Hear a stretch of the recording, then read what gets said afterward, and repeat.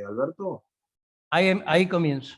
Ahí está. Bueno, buenas noches a todos. Nuevamente, los que no me conocen, soy Guillermo Misraji, el presidente de Profesores Republicanos, y quiero solamente destacar que este es el última conversación, la última charla, disertación de un ciclo que organizó la Comisión de Cultura y Educación sobre conversaciones en la República. Estuvo el profesor Lach, ahora designado presidente de la Academia de Ciencias Económicas, Claudia Romero, y hoy lo tenemos a Luis Alberto con nosotros, a quien le agradecemos. Pero realmente yo quiero agradecerle a la Comisión de Cultura y Educación todo el esfuerzo que ha hecho, a todo el equipo de Cultura y Educación que ha hecho y que sigue haciendo para que nuestro nombre y nuestra difusión como profesores republicanos sea cada vez más grande. En realidad, muchas gracias, sé que no han parado, que siguen con nuevos proyectos, y bueno, ya los vamos a ir conociendo. Por otro lado, hoy realmente tenemos dos titanes acá, a Luis Alberto y a Jorge Sigal. Yo no voy a hacer la presentación de Luis Alberto, la va a hacer Jorge, pero sí quiero decir que Jorge, dos palabritas de Jorge, con quien ya me une una amistad.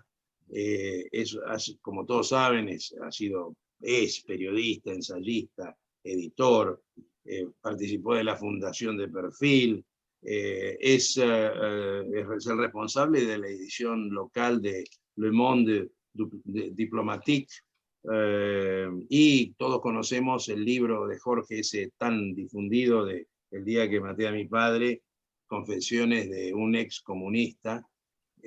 Realmente Jorge, y además por sobre todo es miembro del Club Político Argentino, pero lo que más él valora y siempre me dice que lo resalte, es miembro de Profesores Republicanos, desde el 17 de noviembre del año 2020.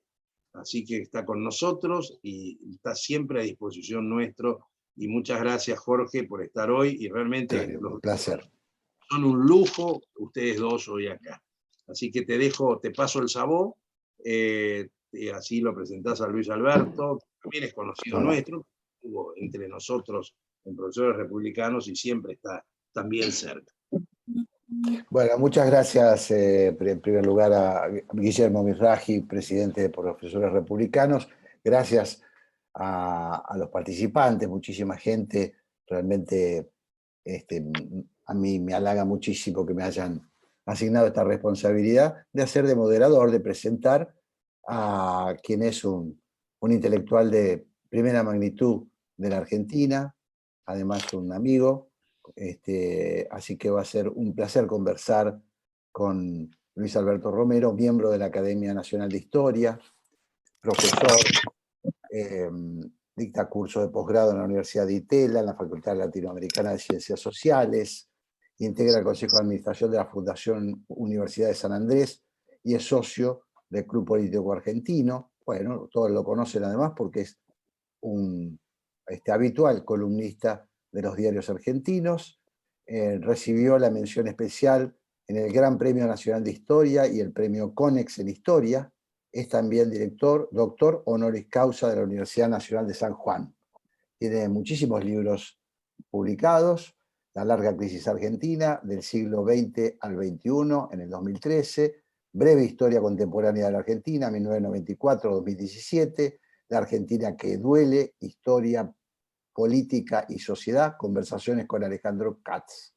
Bueno, y de acuerdo a lo programado, Luis Alberto Romero nos va a contar, nos va a dar opiniones sobre un tema que es de profunda actualidad y de profunda preocupación, creo yo, en la sociedad argentina, que es la República en la escuela, la historia y el civismo. Creo que es un tema que tiene que ver con la profesión de Luis Alberto, pero también traído a las preocupaciones que tenemos hoy los argentinos, con una crisis tremenda desde el punto de vista de la educación, del maniqueísmo que se ejerce sobre la educación, o sea, sobre la crisis educativa, un problema ad hoc que es el adoctrinamiento. Bueno, Luis Alberto seguramente va a ir abordando estos temas, así que propongo darle la palabra al profesor Romero bueno, y luego veremos cuánto da para que podamos intercambiar, poder conversar con él, ¿no? Esta es la idea que hemos charlado previamente con Luis Alberto. Luis Alberto, te cedo la palabra. Bueno, muchísimas gracias a Jorge por la presentación y desde ya adelanto mi enorme interés por la parte de la conversación, así que voy a tratar de achicar lo que pensaba decir. Y muchas gracias a profesores republicanos, en primer lugar, por la invitación. Yo me siento partícipe espiritual de esta, no material, digamos, pero sí espiritual, de esta asociación y de sus intenciones. Y en particular, muchas gracias porque esta invitación me ha hecho pensar específicamente un tema y llegar a unas conclusiones que son bastante distintas para mí de lo que yo mismo hubiera dicho de esto hace 2 años. En ese sentido también son unas conclusiones un poco provisorias y quizás aparezcan un poco desarmadas porque sigo pensando en esto. ¿Qué es? Parto de la pregunta de ¿para qué se enseña historia en la escuela? Y tradicionalmente los objetivos han sido 2. Una es, el primero, la formación del ciudadano, y el segundo, el desarrollo en los chicos, en los adolescentes, de una perspectiva crítica del pasado que les ayude a entender el presente. Esas siguen siendo las 2 propósitos. La pregunta hoy es si se armonizan adecuadamente, tal como se armonizaban cuando esta idea se lanzó, digamos, en la segunda mitad del siglo XIX, y cuáles son las prioridades hoy. Una pequeña aclaración, ¿no? Voy a hacer un poco la referencia a, por un lado, la historia de los historiadores, y por otro lado, la historia que la gente, e incluso los historiadores, tenemos en nuestro sentido común.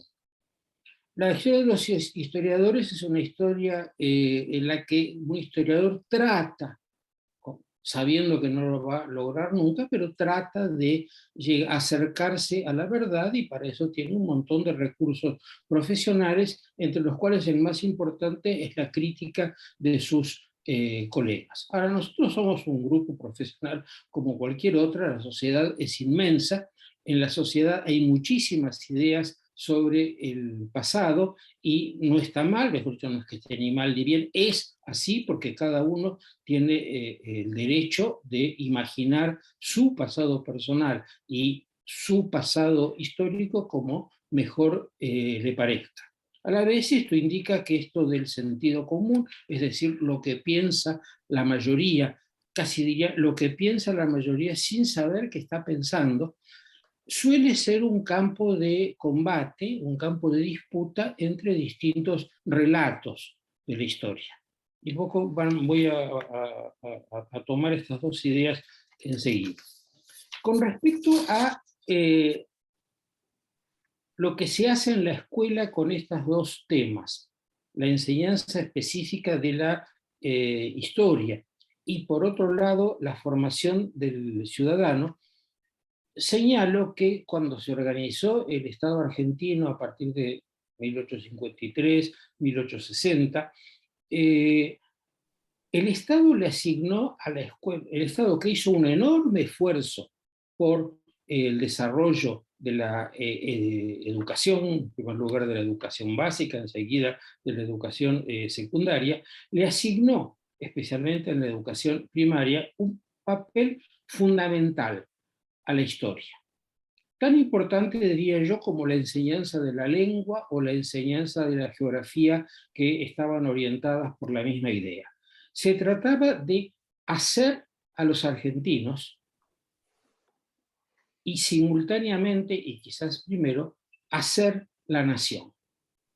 Los argentinos es fácil de entender, sobre todo si se tiene, no solo porque es un problema común a cualquier sociedad nacional, que en realidad empiezan siendo una aglutinación de regionalismos. Los italianos son una abstracción. Precisamente esta frase, hacer los argentinos, es la versión local de una muy famosa que dijo un destacado político italiano cuando se fundó la monarquía nacional italiana en 1870, ¿no? Dijo, ya tenemos Italia, ahora nuestro problema es hacer a los italianos. Efectivamente, Italia no existía, existían piamonteses, lombardos, etc. En la Argentina existía ese mismo problema, porque una cosa es una persona del norte y otra cosa es una persona de La Pampa, pero en realidad lo verdaderamente complicado es la llegada masiva de inmigrantes y la necesidad desde el punto de vista del Estado, de nacionalizarlos, de hacerlos a ellos o a sus hijos sentirse argentinos, y aquí es donde se asignó a la escuela, que era una institución de avanzada y una institución con un fuerte peso en la sociedad y en la formación de esa sociedad, se le asignó a la escuela ese papel privilegiado, y dentro de la escuela, junto con la lengua nacional y la geografía nacional, es decir, hablar todos una misma lengua y tener todos una misma imagen del territorio nacional, estaba la historia, que estaba destinada a formar argentinos, y formar argentinos de un cierto tipo, es decir, argentinos impregnados de los valores que permitían la convivencia, es decir, de los valores constitucionales. Esto es en los orígenes. La pregunta que me ha movido en estas semanas preparando esto es hasta qué punto esas invenciones son hoy compatibles con el desarrollo que ha tenido la formación de los ciudadanos, con el desarrollo que ha tenido la escuela como institución, y también, lo menos importante, pero para mi caso es por donde arranco, también qué cosas puede dar la historia para eso. Y voy a empezar primero con una pequeña descripción de en qué están hoy los historiadores y hacia dónde apuntaría la enseñanza si el aparato educativo se ajustara, aunque sea mínimamente, a lo que son las tendencias de la historia. No digo hoy, digo de las últimas 4 décadas. Esa tendencia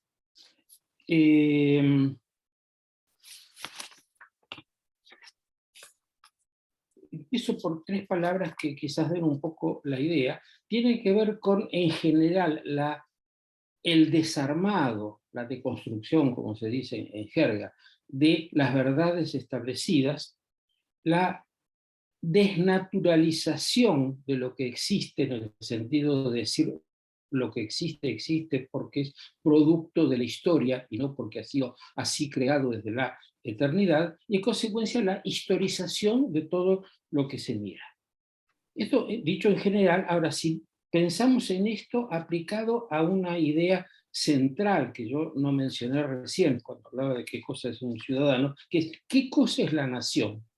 Bueno, obviamente la nación, bueno, obviamente no, empecé por decir que la nación es nada más ni nada menos que una comunidad política, como hay muchas otras, como hubo muchas otras formas de comunidad en el pasado, desde las tribus hasta las monarquías de derecho divino. Esta es una forma de comunidad política que, por razones históricas, está estrechamente asociada con la república. Antes, por supuesto, hubo un largo periodo de transición en que las monarquías se fueron acomodando, pero aún las monarquías clásicas del mundo occidental que existen hoy son variantes de la forma republicana. Estas naciones son la expresión de algo que está en su base, que son los estados, y por eso se habla como forma típica de nuestro pasado reciente y nuestro presente, de estados nacionales. Diría que es lo que sería una obviedad, es decir, qué cosa más natural que un estado nacional, ¿no? Solo que esto tiene una historia no tan vieja. los estados nacionales aparecen a partir de la Revolución Francesa. Y durante buena parte del siglo XIX tardaron en afianzarse de esta forma que desde la Revolución Francesa se asoció con la República. Durante mucho tiempo hubo estados nacionales que no eran republicanos, pero yo diría que después de la Primera Guerra Mundial esto es la forma predominante. Pero decir la Primera Guerra Mundial es hablar de algo que tiene un siglo de existencia, que no está en las tablas de la ley, que es un producto histórico cercano, y hoy, bueno, es todo un tema hasta dónde los estados nacionales están en crisis o no. De estos estados nacionales hay una parte, yo diría, más objetiva, que es su estructura institucional. La Constitución, y detrás de ella, a partir de ella, el Estado que se organiza, sus instituciones, su forma de gobierno, su burocracia, etc. Todo esto es un largo proceso del cual puede hacerse una historia que puede ser bastante objetiva, ¿no? Eso está basada en hechos indiscutibles, bueno, se puede poner más el acento en unas cosas o en otras, pero son hechos duros, ¿no? Está la Constitución del 53, está la Constitución del 94 y en el medio hay reformas, etc. Esto no es tan maleable, ¿no es cierto? Pero luego hay una dimensión de estos estados nacionales que los historiadores hoy llaman lo imaginario, para referirse a todas las cosas que están en la cabeza de la gente y que tienen que ver con dos cuestiones fundamentales para el Estado. ¿Por qué ese Estado es legítimo? La primera. ¿Y por qué los que viven bajo ese Estado se sienten pertenecientes a algo que no es solamente la ley que debe ser respetada, sino algo más, algo que tiene que ver con sentimientos, con emociones, con valores, con ser argentino, ¿no? Cuando el poeta dice argentino hasta la muerte, no está hablando de la Constitución, está hablando de un asunto muy importante y que es el mayor tema de conflicto, diría hoy, ¿no? Y el ámbito donde los relatos del pasado encuentran su lugar para exponerse y para mostrarse como alternativas, ¿no? Señalo dos cosas porque sobre las cuales los historiadores han trabajado mucho en este trabajo de carcomer la herencia recibida, o volver a una imagen más fresca de la nación y preguntarse de una manera distinta cosas que antes se daban por sabidas, ¿no? La primera es, ¿cuál es la fuente de legitimidad de los gobernantes y de las instituciones? Antes de los estados nacionales, antes de la Revolución Francesa, estoy esquematizando, no lo diría así en una clase, ¿no? Pero digamos, para que nos entendamos claramente, antes de la Revolución Francesa la fórmula perfecta era Dios, la monarquía de derecho divino.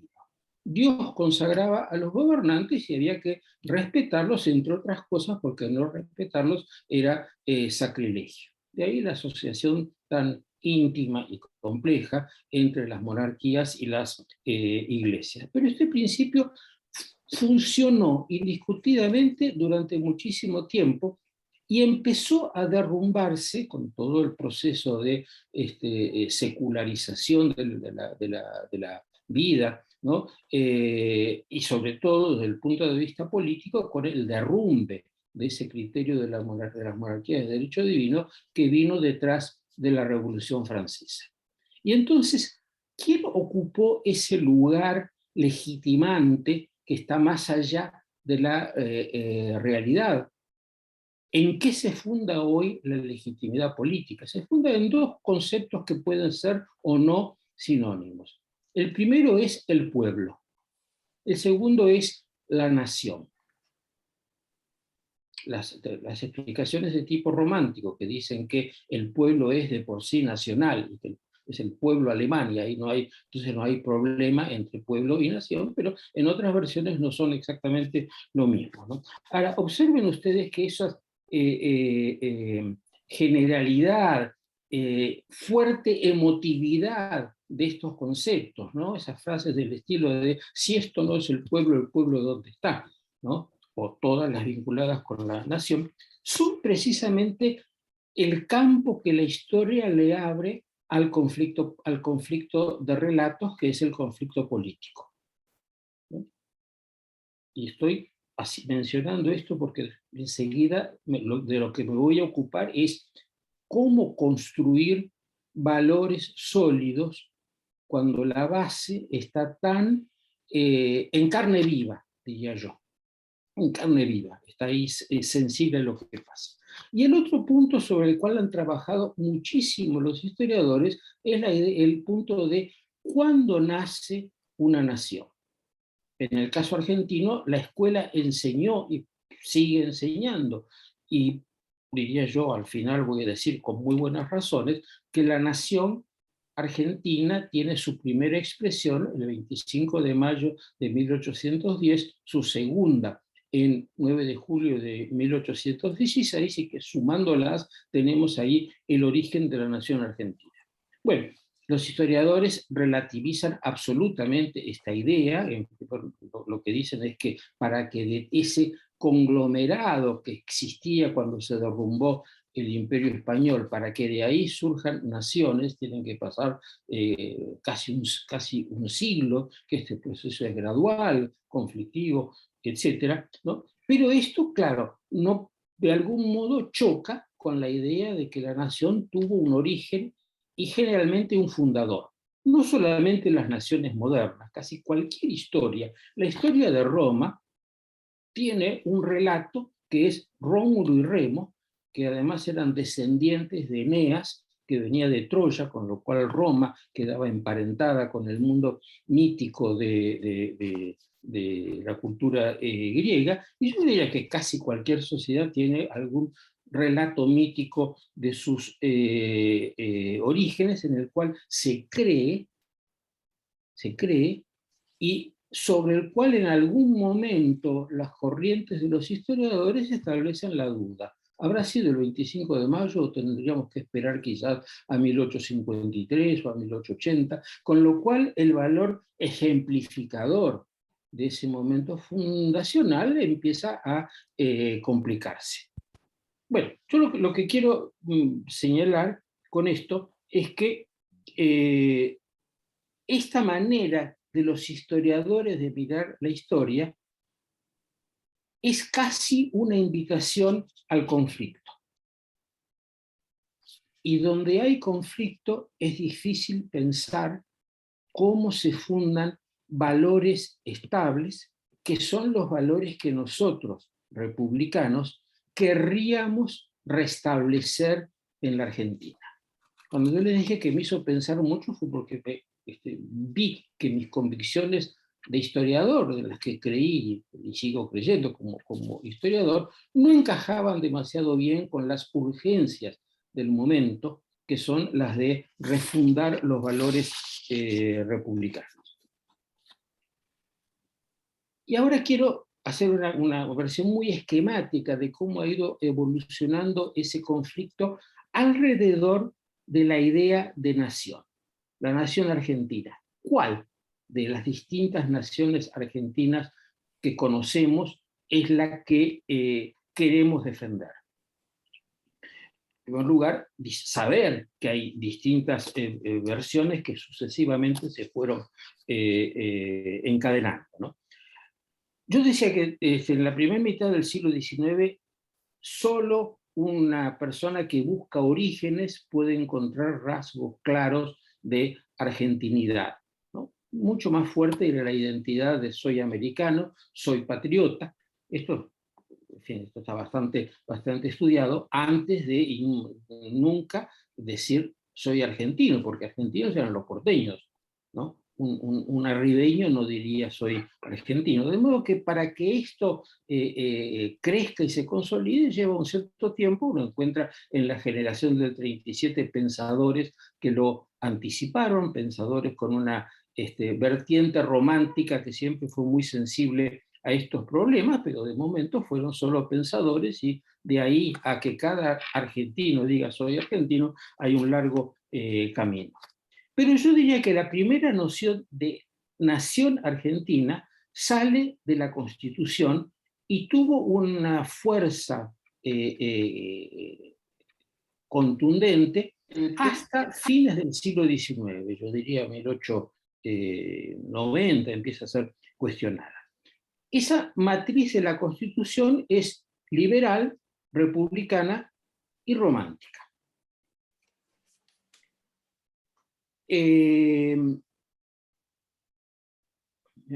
Me distrae un poco la imagen de la pantalla, no sé por qué se ha quedado congelada en ese punto. Bueno, no sé. No, pero se oye perfectamente. No, que me distrae lo que veo. Decía, la Constitución del 53, si uno mira el artículo 14, encuadra en lo que era el modelo de constitución liberal de su tiempo. Está todo clarísimo, no les voy a contar a ustedes por qué. El segundo punto que sí me gustaría enfatizar un poco, aunque es bien conocido, es que se piensa en una nación contractual. Una nación en la que sus integrantes están ahí porque aceptan los términos del contrato constitucional, sean nacidos aquí o sean nacidos en otro lado. Y me estoy refiriendo al ius solis y me estoy refiriendo a la famosa frase del preámbulo, que la Constitución se dicta para los argentinos y para todos los hombres de buena voluntad que quieran habitar el suelo argentino.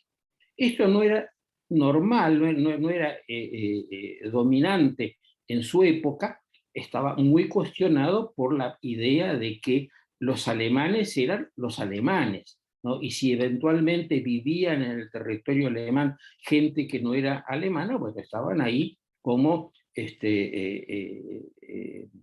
habitantes, no como ciudadanos, ¿no? De ahí que la nacionalidad se identificara con el nacimiento y se conservaba, se viviera donde se viviera. Son dos ideas muy distintas de entender la ciudadanía, no quiero decir que una sea mejor que la otra, las dos tienen sus buenas razones históricas, pero claramente la Constitución argentina se ubicó en esta idea contractual de la nación. Esto en cuanto a la parte institucional. En cuanto a la parte del imaginario, está, como decía al principio, la enorme tarea de la escuela, transmitiendo ¿qué? Bueno, pensando en la historia, transmitiendo una historia que nace de Bartolomé Mitre. También de Vicente Fidel Lobos, pero me parece que la de Mitre tiene muchos más elementos conceptuales para pensar en esto, porque Mitre hace una historia en la que va subrayando los aportes de la tradición liberal a la construcción del Estado argentino y cómo ese proceso se sostiene en algo que Mitre llamó en un momento de polémica, cuando se dudaba de si el Estado de Buenos Aires tenía que separarse de las provincias de la Confederación y declarar su independencia, Mitre habló de la nación preexistente. Buenos Aires no puede separarse porque la nación preexiste a las formas institucionales.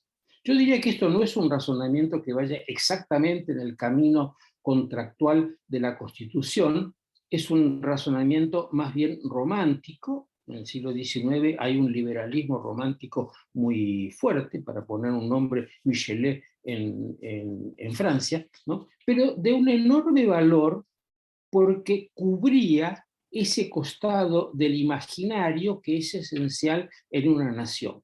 No solamente las instituciones, sino también la identidad, la pertenencia, ¿no? Entonces un chico que era de padres inmigrantes iba a la escuela y le enseñaba que sus padres y él tenían una tradición que estaba en Italia, en España, etc., pero que su historia era la primera junta, Mariano Moreno, Rivadavia, etc., ¿no? Y la prueba de la eficacia de esta enseñanza es el apasionamiento con que las segundas generaciones discutieron como si fuera una cosa esencial de su pasado, figuras como la de Rosas o Rivadavia, que en realidad no tenían nada que ver con su pasado personal, que había transcurrido, las generaciones de ellos habían vivido en otras partes, pero que debido a la fuerza de la trabajo de la escuela se habían convertido en la historia de cada uno de los argentinos. Y como esta historia apuntaba, bueno, Mitre escribió 2 libros, una historia de Belgrano y la independencia, y una historia de San Martín y la emancipación sudamericana, ¿no? Esta historia hace mucho hincapié en el mito, en los orígenes, esto que los historiadores después llaman el mito de los orígenes, y en los héroes que fueron los personajes destacados que gestaron ese origen de la nación y nos proveyeron de una serie de ejemplos sobre lo que la nación, sobre qué cosa debía ser la nación, ¿no? Entonces Mitre y la escuela y la Constitución son los pilares de esta nación constitucional. Yo decía que, bueno, los historiadores han dicho, y particularmente una que es Liliana Bertoni, que esto empieza a entrar en crisis hacia 1890, muy claramente en 1910, que es una época en la que todo el mundo está en ese proceso que llevará a la Primera Guerra Mundial, que es el de la afirmación de la nación potente, cuya potencia se basa en y requiere de la unanimidad. La unidad nacional es el requisito para que una nación sea potente y pueda combatir en los distintos escenarios de disputa con sus rivales, ¿no? Y entonces, la unidad que se afirma existe desde el origen, y esto ya es como un retoque al mito de los orígenes, además se dice que hay que crearla. Es un razonamiento un poco curioso, porque la nación siempre fue unánime, pero tenemos que pelear para que lo sea, que hay que construirlo. ¿Qué unanimidad? Bueno, en una primera etapa esto fue un tema de intelectuales que empezaron a discutir una cuestión que sigue siendo clásica, que es ¿qué es el ser nacional? La unanimidad tiene que ver con una esencia nacional. Ahora, ¿cuál es? Bueno, esto es fuente de infinitas querellas. ¿Cuál es la lengua? ¿No? Si la que viene de la Real Academia o la que se habla verdaderamente en la Argentina. Todavía el gobernador Kicillof sigue luchando con ese viejo fantasma de que nos quieren imponer sus reglas, ¿no? Y que hay una cosa auténticamente nacional que es una manera de hablar que culmina con el ¿cómo se llama? El uso de la E, ¿no? Lenguaje inclusivo. Pero este es un tema que muchísima gente incursionó. Otro tema es el de la literatura, ¿no? La esencia de la argentinidad es Don Segundo Sombra, o es Martín Fierro, ¿no?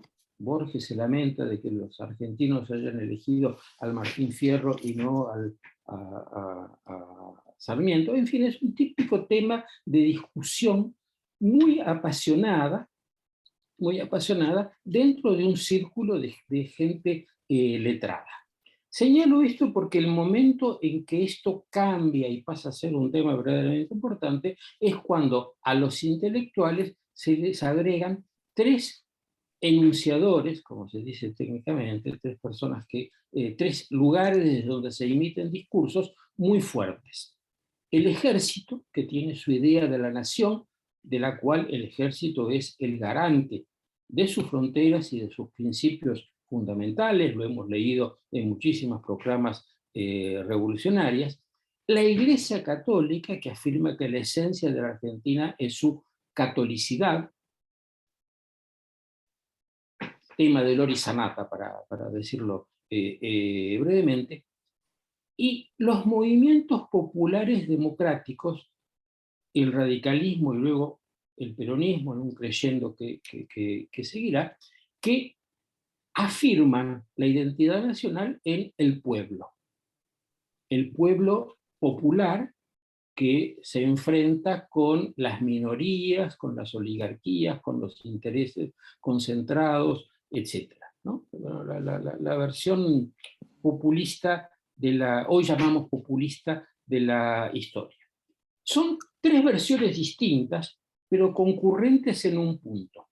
Hay un ámbito que es el de la unidad, y luego hay toda una parte de la Argentina que está excluida por no reconocer esa esencia de la unidad nacional, y que son en realidad el otro ajeno, y finalmente, extremando las cosas, el otro enemigo. Una exclusión discursiva, pero uno ha aprendido a entender que los discursos tienen un carácter performativo muy, muy fuerte, ¿no? Y yo diría que ahí hay un tema, una cuestión claramente política en esta lucha de discursos, porque el que logra imponer su versión de la unidad o su particular combinación de estas tres cosas en una versión, tiene el enorme poder de definir al otro excluido. Esto es la base de un tipo de política, esa política que se llama hoy agonal, política de amigo y enemigo, ¿no? De modo que esta discusión, que empezó siendo entretenimiento de escritores, ¿no?, sobre el ser nacional, termina convirtiéndose en un punto central de la nacionalidad y de la política, que es una idea que va en contra de las bases plurales de la Constitución del 53, y afirma que hay una Argentina cuyo enemigo en primer lugar está adentro. Para ponerlos en época, recuerden ustedes la reacción que hubo en Alemania cuando la derrota, ¿no? La idea de que el gran problema de Alemania había sido el puñal en la espalda, ¿no?, que era la parte no alemana, no esencialmente alemana de Alemania, que le había clavado el puñal y le había hecho caer, ¿no? O sea que no es tampoco, no hay nada que sea un invento argentino, ni mucho menos esto, ¿no? En las versiones de la historia hay una sutil, bueno, no tan sutil, un deslizamiento que yo diría que va de la historia de Mitre a, por ejemplo, el clásico libro de Ricardo Rojas, El Santo de la Espada. El San Martín de Mitre es un San Martín que Mitre mira con distancia y va señalando sus puntos débiles, las cosas que San Martín no sabía hacer bien, etcétera, etcétera. Bueno, Ricardo Rojas está ya elevado a un nivel sobrehumano, ¿no?, que es el nivel de la estatua de bronce. Los próceres, los hombres destacados de la independencia, pasan a ser estatuas y pasan a ser el centro de celebraciones en las cuales se conmemora el momento mítico de la unidad de la nación, ¿no? Y esto, bueno, se refleja en las escuelas, se refleja en los textos, se refleja en la forma de organizar los actos escolares. Yo hace unos par de décadas hice un trabajo con otros colegas que se llama La Nación en la Escuela, ¿no? Y una cosa muy característica era que en los actos escolares que nosotros podíamos ver en las fuentes, y los que yo, como mayor, digamos, recordaba de mi infancia, inevitablemente había un uniformado. Si no era un militar, era un policía, ¿no?, o un bombero de última, ¿no?, y un cura, ¿no? Estas dos cosas no faltaban en la escuela oficial, la escuela del Estado, ¿no? Este es el momento en el que la historia originaria de Mitre, que es un autor de un libro excepcional, y curiosamente se dio el lujo de ser el constructor del Estado y el que escribió la historia para ese Estado. Fue a la vez Augusto y Virgilio, ¿no?, para ponerlo un poco en una comparación absurda, ¿no? Esta historia empieza a coagularse, empieza a endurecerse, pasa a ser eso que durante mucho tiempo se conoció como la historia oficial, y su endurecimiento tiene mucho que ver con la aparición de relatos que la desafiaban, relatos que venían de otros lados, que no pasaban necesariamente por la escuela, y la cuestionaban, relatos cuya legitimidad provenía de que expresaban la manera de ver el mundo de sectores nuevos en una sociedad que se diversificaba socialmente y que también se diversificaba cultural e ideológicamente. Más allá de lo que uno pueda decir de estos nuevos relatos, está claro que había toda una Argentina que no entraba en ese modelo de historia, ¿no? Y aquí viene el tercer gran relato que todavía nos envuelve, que es el de la nación militante y facciosa, ¿no? Que es la nación que nace en la época del revisionismo histórico, década de 1930, 1940, cuyo mérito consiste en haber armado, más o menos con los mismos datos, pero valorizando unos más que otros y ordenándolas de una manera distinta, haber armado una historia alternativa, muy atractiva en su relato, que debe de haber sido muy atractiva porque se desarrolló con una enorme densidad y profundidad fuera de la escuela. En la escuela era raro, profesores revisionistas, no había ningún libro de texto revisionista, el revisionismo no apareció por el Estado hasta, yo diría, la década del 60, 1960, 1970, pero en lo que leía la gente se ve que debe de haber tenido un éxito enorme, que es un tema que todavía no se conoce muy bien, ¿no? Lo que es característico de estos relatos que yo llamo globalmente revisionistas es que no son un relato, sino un haz de relatos, un conjunto de flores muy distintas, pero que hacen un ramo, ¿no? Y ahí está el enorme mérito de la construcción de este relato, que es la capacidad de la diversidad y la flexibilidad para irse adecuando a las cambiantes situaciones de la historia y encontrar siempre algo que podríamos llamar una versión alternativa a la que venía del Estado. Piensen ustedes que el revisionismo en la década del 30 nace muy ligado con el nacionalismo católico, ¿no? Y en la década del 60-70 tenemos su versión medio marxista, revolucionaria, antiimperialista, ¿no?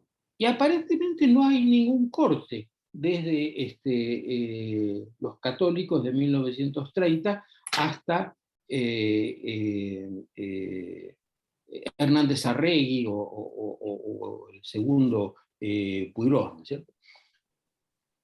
Todo un tema, no es el tema de hoy, ¿no? Simplemente quiero señalar su enorme avance en el sentido común y la pérdida de centralidad de lo que se dice en la escuela respecto de ese enorme avance. Cuando digo ese enorme avance en el sentido común, yo diría que rascando a cualquier persona lo que le sale es las ideas vinculadas con el revisionismo. No le sale la primera junta, los próceres, etcétera, sino que le sale Rosas, la vuelta de obligado, los caudillos, el pueblo, etcétera, ¿no? Nosotros ahora todavía estamos atravesando la última, bueno, la etapa más reciente de esto, que es cuando ese relato conquista el Estado y de ser un relato antisistema se convierte en la nueva historia oficial, que es lo que hoy tenemos teóricamente, porque en la práctica nunca se sabe exactamente qué pasa en cada aula, pero en principio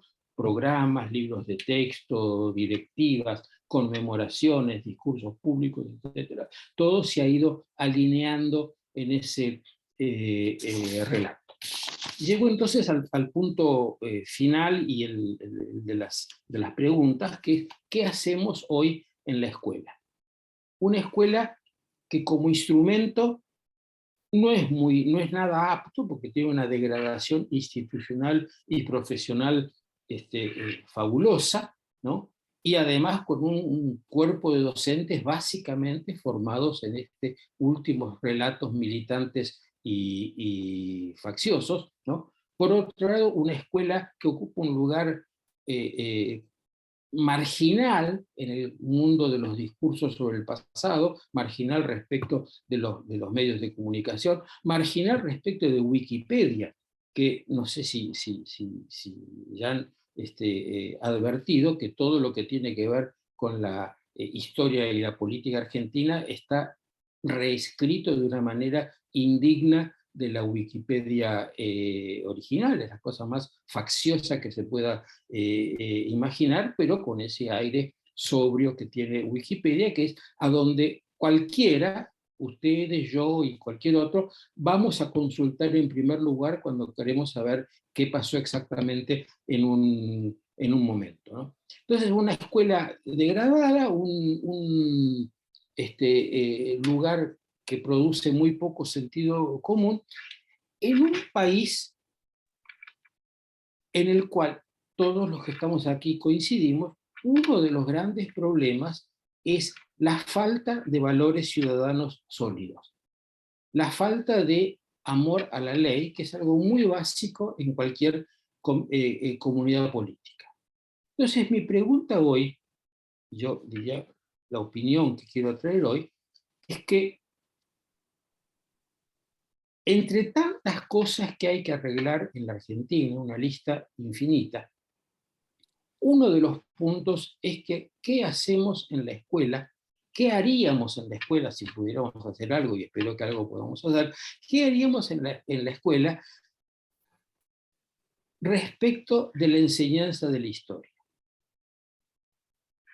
Mi idea tradicional, y a ver, una idea que con bastantes concreciones prácticas, porque yo trabajé en 2 ocasiones en la elaboración de currículum del Estado, trabajé muchísimo en capacitación de docentes, escribí un libro sobre eso,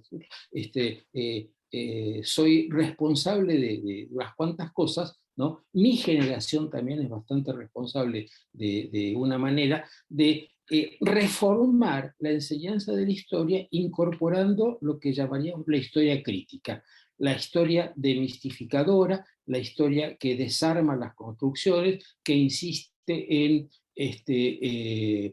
la relatividad de todas las cosas que deben ser en realidad miradas de acuerdo con los valores de la época, cosas que son el ABC del oficio del historiador, pero que me pregunto y realmente me cuesta llegar a la conclusión a la que voy a llegar, no son las que hoy necesitamos para formar ciudadanos.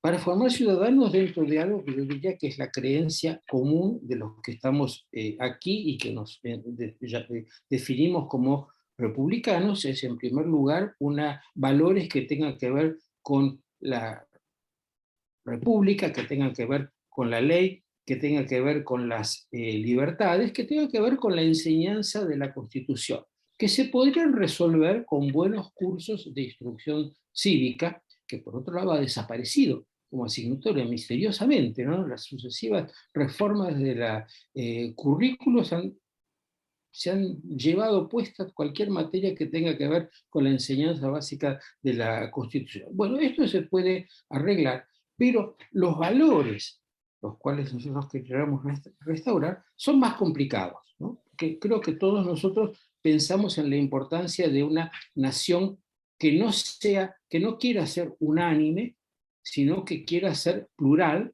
porque sabe que la pluralidad enriquece, siempre que esa pluralidad sea interpretada como una contribución a la creación de un conjunto integrado, que es uno de los problemas que hoy tenemos, que es de la emergencia de estas minorías, diríamos, militantes de una pluralidad que son terriblemente facciosas y con un cierto dejo fascista, diría mi padre, ¿no? ¿No? De modo que una nación plural no es algo fácil de recuperar como valor, ¿no? Yo diría, y esto sí es un aporte que me parece que la historia puede hacer, una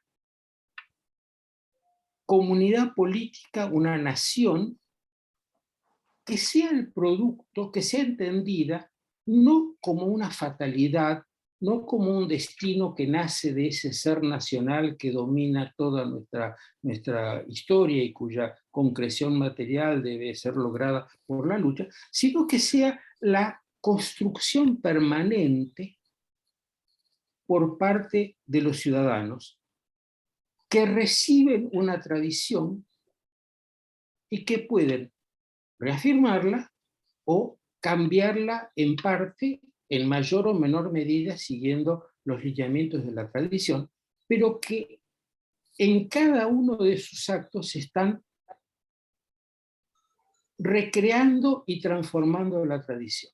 Esta es una manera de pensar histórica. Yo les diría, para poner un ejemplo que no tiene mucho que ver, ¿no? Que es cuando uno abre un documento, ¿no? En la computadora, bueno, recibe una versión y luego empieza a corregirlo, ¿no? Y en ese momento está mejorando su propia producción, pero a la vez haciéndola otra en el proceso.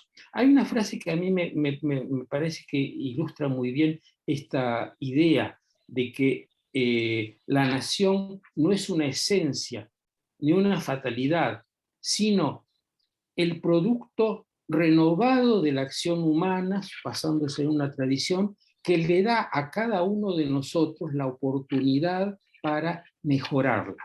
La frase de Renan, que es una persona que hacia 1870 escribió un pequeño libro que se llama ¿Qué es una nación?, en la época en la que Francia había sido derrotada, 1870, derrotada por Alemania, se hicieron plebiscitos en Alsacia y Lorena, y bueno, si Alsacia y Lorena eran alemanas o francesas, es algo que se dirimió en plebiscitos. Renan dice, la nación es un plebiscito cotidiano. Plebiscito cotidiano, según mi lectura, seguramente es una lectura que está muy motivada por estas reflexiones, quiere decir que cada día, en cada momento, nosotros estamos decidiendo qué tipo de ciudadano queremos ser, cuando votamos o cuando cruzamos por la esquina o por el medio. Cada acto tiene que ver con nuestra idea, la idea que nosotros tenemos en nuestra cabeza, pero no una idea abstracta, sino una idea que nos hace actuar, acerca de qué grado de compromiso tenemos con nuestra comunidad política. Lo digo así para que se note la inmensidad de lo que habría que traducir, en este caso particular, en la enseñanza de la historia, y cómo esta idea de valores sólidos que nos permitan reconstruir la República choca bastante, diría yo, con la idea de una historia crítica y deconstructiva. Y me parece que este problema puede verse, y con esto es el punto que termino y sobre el cual me gustaría conversar, con la cuestión de lo que globalmente se llaman los próceres o los héroes, ¿no? Y que yo diría que podríamos llamar quizás los ciudadanos destacados, matadamente, ¿no? Yo diría que en esta nueva manera de mirar la historia, estas personas tienen que tener un lugar muy importante, que no sea ni el lugar del héroe de bronce, ni tampoco esa basura banal que un cierto tipo de revisionismo histórico de Cuarta ha transmitido, ¿no? Como si la cuestión de la vida privada, etc., sino ciudadanos destacados por haber sido ejemplares y por ser inspiradores de ejemplos semejantes. La parte buena de Mitre, y no todo lo que es Mitre, bueno, hay una parte buena que tiene que tener un lugar importante en nuestra historia. Digo Mitre porque a fuerza de cuidarnos, durante mucho tiempo se ha restringido esta categoría de héroes o de próceres a los 10 primeros años de la vida independiente de 1810 a 1820, ¿no? Hay un momento en que se discutió, entre otros temas que yo mencionaba hace un rato, la creación de un panteón nacional, ¿no? Es decir, ¿qué argentinos merecían estar en ese lugar? Y con la gente que había vivido después de 1820 empezaban todas las historias no resueltas de si Lavalle había fusilado a Dorrego, ¿no? Si está cuestionado no puede estar, y así sucesivamente, de modo que nuestro panteón de héroes es muy modesto. Lo tenemos a Belgrano, a San Martín, a la primera junta. Moreno entró tarde, ¿no? Y no tan convencidamente. Ahora tratamos de ampliarlo con Güemes, me parece bien, quizá podría entrar Pueyrredón, pero ya después de 1820 sabemos que es otro terreno, ¿no? Y ahí yo creo que hay que, si queremos buscar estos personajes ejemplificadores, tienen que estar en toda la historia argentina. No puede ser que la Argentina haya sido un país con gente ejemplificadora hasta 1820 y después empezara a haber una especie de crápula inmoral y anti-argentina, ¿no? En esta ampliación, yo creo que es muy importante no solamente incorporar a los que vinieron después, sino no eludir que esa gente vivió en medio de conflictos y que eso no nos tiene que obligar a elegir a uno o a otro, sino al contrario, a encontrar en cada uno de ellos algo que rescatar como ejemplificador, ¿no? Por lo menos lo que hay que rescatar es reconocer que una nación es plural y es conflictiva, y que lo importante es la manera como resuelve esos conflictos y no la negación de esos conflictos. Algunos de nosotros, creo que hace poco Jorge escribió sobre eso, me parece, ¿no? Hemos pensado que una buena manera de saldar nuestro conflicto sobre la violencia reciente es un único monumento donde se recuerde a todas las víctimas de esos años sin distinciones, ¿no? Como una manera de decir, bueno, todos fueron víctimas de algo que estuvo globalmente mal, en la que más o menos cada uno tuvo su cuota de responsabilidad. Bueno, creo que esa misma operación podríamos hacerla mucho más fácilmente, por supuesto, ¿no? Porque ya el tiempo ha pasado, con Rivadavia y Rosas, con Urquiza, Mitre, Sarmiento y Roca, que nos hacen buena falta, los cuatro, para fundarnos en algo sólido. Yo diría que con Irigoyen y con Perón, y me atrevería a decir también con Justo, que es una de esas figuras de las cuales se mira solamente el fraude y no la cantidad de cosas impresionantes que hizo en la construcción del Estado moderno en la Argentina. Frondizi, Ilia, Alfonsín, por supuesto, y me pregunto quizás hasta Menem, ¿por qué no? De Menem, bueno, ya entramos realmente en la zona dolorosa, ¿no? Pero lo que quiero decir es que una buena manera de que la historia contribuya a esta reconstrucción de los valores republicanos es construir, inventar, si se quiere, un relato, una épica de los ejemplos ciudadanos.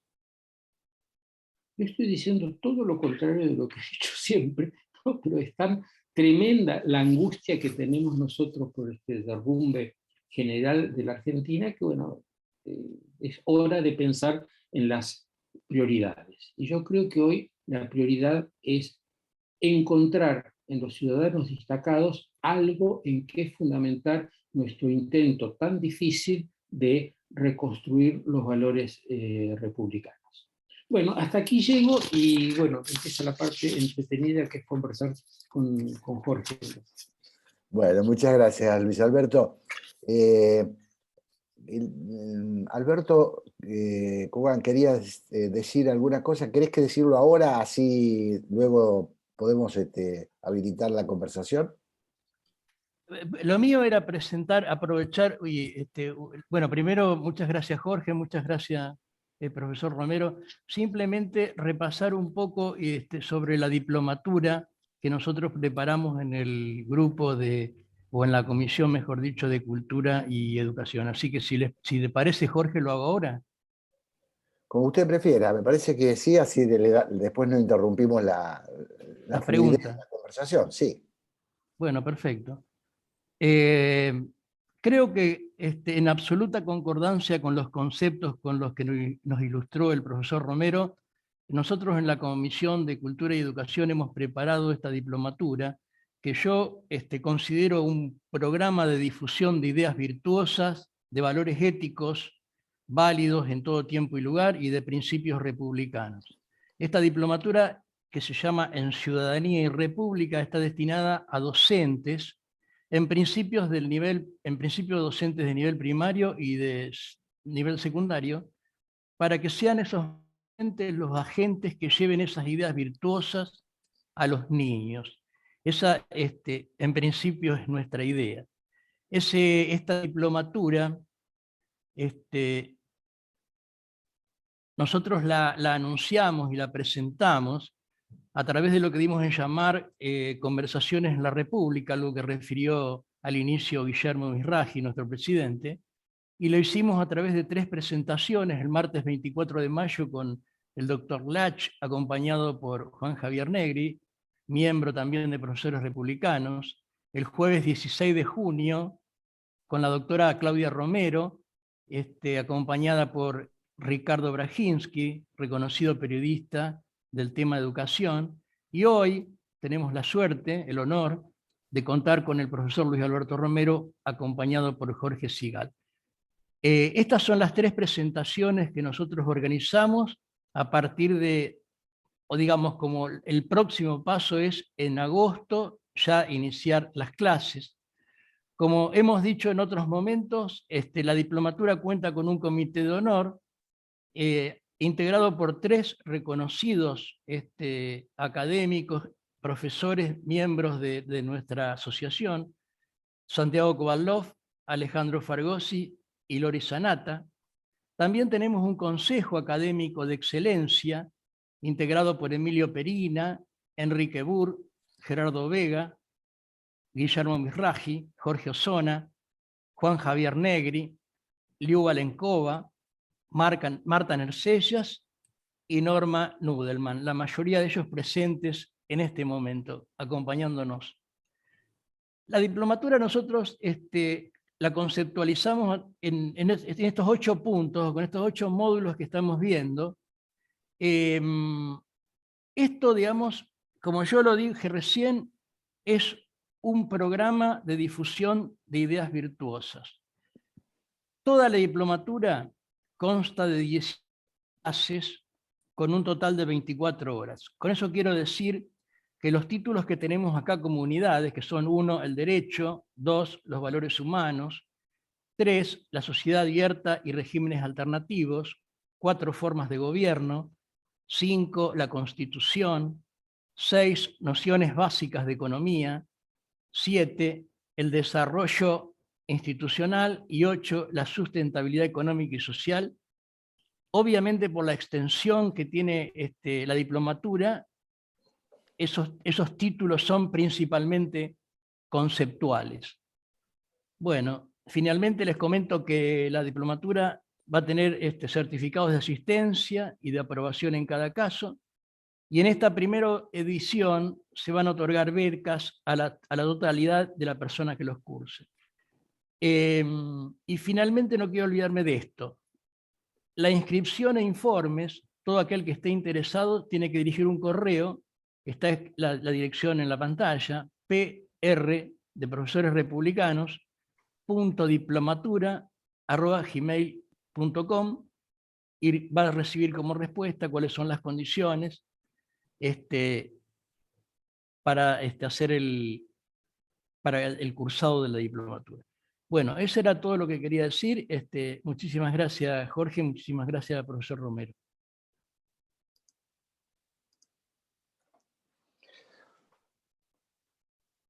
Bueno, en principio lo perdí a Luis Alberto, no lo veo.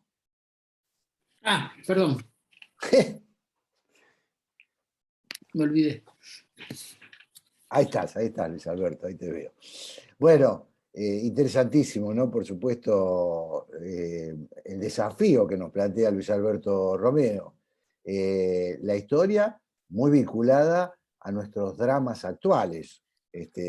Por momentos sentí un dejo de angustia en la exposición de Luis Alberto, que la comparto absolutamente, porque cuando Luis Alberto plantea, uno quisiera hablar de la historia con apasionamiento, pero pacíficamente. Y sin embargo, en la Argentina todo se convierte en combate, todo se convierte en guerra, en rencilla, ¿no? Y eso me parece que un poco estuvo subyacente en la extraordinaria exposición de Luis Alberto, ¿no?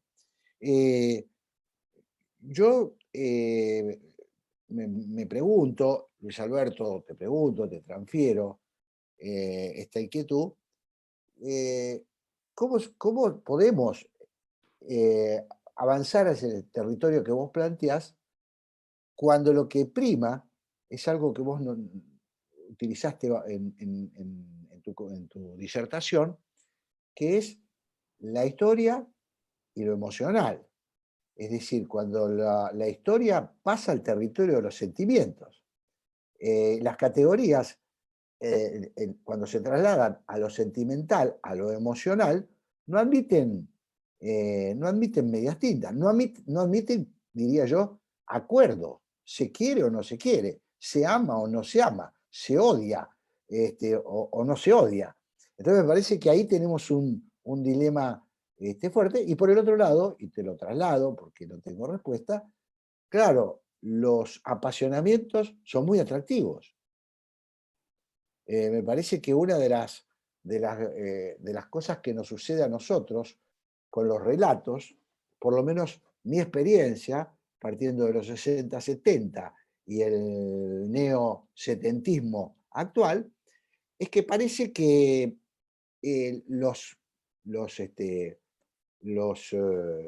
quienes poseen ese don, esa facilidad para trasladar lo racional a lo sentimental, bueno, llevan ventaja, nos corren de atrás y nosotros por momentos sentimos que o combatimos con otra pasión, inversamente proporcional, o nos damos por vencidos. Esta es, me parece, una sensación que yo la he visto mucho en las escuelas. Hay que ir a cualquier acto escolar, y estoy hablando de la capital federal, quiero imaginar, en otros lugares no conozco demasiado, pero estoy hablando de la capital federal, donde he escuchado discursos de maestros con una convicción, con una certeza sobre los hechos históricos, desde una óptica traídas al presente, uniendo el FMI con la Revolución de Mayo, o la lucha contra el FMI con la Revolución de Mayo, con una convicción y con un énfasis admirables. Y eso, bueno, nos plantea, yo no creo que tengamos la respuesta, pero nos plantea un gran problema para esta alternativa que vos sugerías, Luis Alberto. Sí, esa es la cuestión, efectivamente. Yo puedo señalar la estrategia, ¿no? La táctica es lo más difícil. Claro. Aprovecho para subrayar un punto de lo que yo planteaba, ¿no? Que es que los historiadores estamos formados, según una frase famosa del historiador francés Marbulloch, para comprender y no sin juzgar. Marbulloch fue maquis y murió torturado por la Gestapo, de modo que hay un punto en su vida que explica que como persona juzgaba y actuaba, pero él decía que el trabajo del historiador era poner aparte eso, ¿no? Y esto, bueno, es una cosa importante con la cual la historia ganó muchísimo, este esfuerzo por comprender las diferencias y comprender las diferencias también de momentos y de valores, todo lo que tiene que ver con la relativización, lo cual es exactamente lo contrario de lo que deberíamos hacer si quisiéramos combatir en el mismo nivel lo que queremos combatir. Entonces, una alternativa, una María Ilustrada, sería: enseñemos a los chicos a mirar como historiadores y al cabo de un tiempo abandonarán a los falsos profetas y seguirán a los verdaderos. Cosa que, como vos decís, es bastante difícil que ocurra, porque esos relatos apelan a una parte muy grande de la subjetividad que no puede ser ignorada, que es lo que tiene que ver con lo emocional y con otras cosas también, otros tipos de atracciones que vienen unidos a lo emocional, pero sobre todo con la idea de pertenencia, la idea de nosotros y yo, etc. ¿no? Y ahí yo diría que tenemos que sacarnos el sombrero de historiador, ¿no? Y mirar cómo hicieron del otro lado para construir tan bien como lo hicieron esos relatos y encontrar algo que podamos usar para construir un relato distinto. La palabra relato está mal vista porque nosotros la asociamos con engaño. Yendo un poco más a lo profundo, en realidad toda narración histórica tiene su cuota de relato más o menos balanceada con un deseo de aproximación a la realidad. Hay gente que se suelta completamente y hay gente que no se olvida que están también los hechos, ¿no? Pero preocuparse por el relato no sería renunciar totalmente a la mirada del historiador, sino adecuarla un poco a el combate que hay que dar. Por eso yo, en la última frase que usé, que un poco da pie a este comentario, es: construyamos una épica con los buenos ejemplos.